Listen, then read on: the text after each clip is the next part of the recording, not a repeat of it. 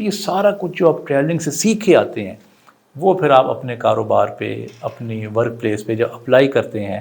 اکثر لوگ مجھے یہ کہتے ہیں کہ ٹریولنگ ایکسپینسو بہت. ہر کام ہو سکتا ہے اگر آپ کا ارادہ پختہ ہو. کہ جو سفر ہے وہ پختہ ارادوں سے ہوتا ہے. جب آپ زندگی میں ارادہ مضبوط بناتے ہیں کسی بھی چیز کا تو پھر خدا اپنی برکت جو ہے وہ نازل کرتا ہے.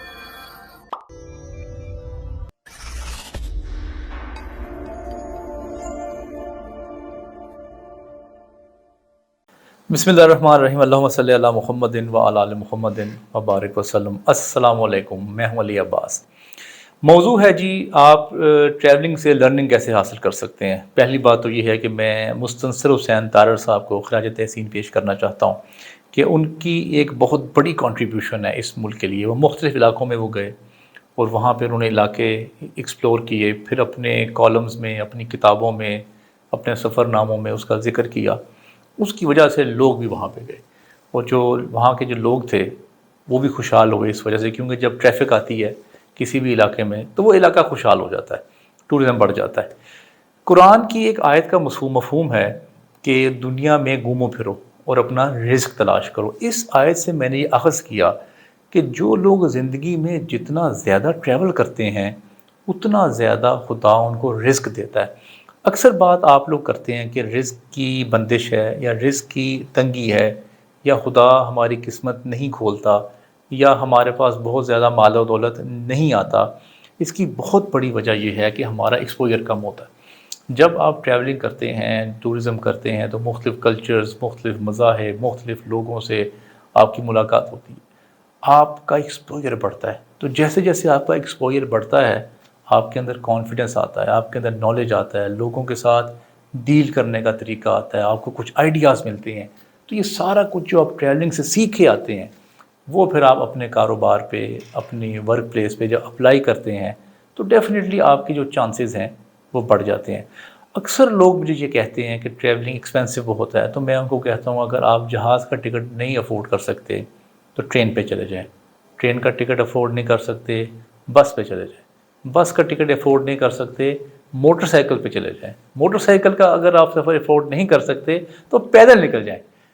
ہر کام ہو سکتا ہے اگر آپ کا ارادہ پختہ ہو. ویسے بھی میں نے پچھلے دنوں ایک جملہ لکھا تھا اپنے فیس بک پہ کہ جو سفر ہے وہ پختہ ارادوں سے ہوتا ہے، وہ ریسورسز سے نہیں ہوتا.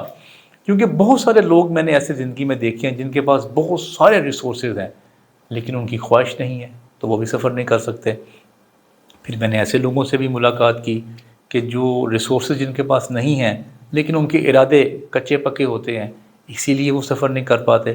جب آپ زندگی میں ارادہ مضبوط بناتے ہیں کسی بھی چیز کا تو پھر خدا اپنی برکت جو ہے وہ نازل کرتا ہے اور آپ زور لگا کے سوچنا شروع کرتے ہیں کہ میں نے اس کو پایا تکمیل تک کیسے پہنچانا ہے. ویسے بھی ایک زندگی ہے، ایک دنیا ہے، آپ یہاں پہ آئے ہیں تو آپ دیکھ کے گھوم پھر کے مریں تاکہ جب آپ بڑھاپے میں، جب آپ ڈیتھ بیڈ پہ ہوں تو ریگریٹس نہ کریں آپ.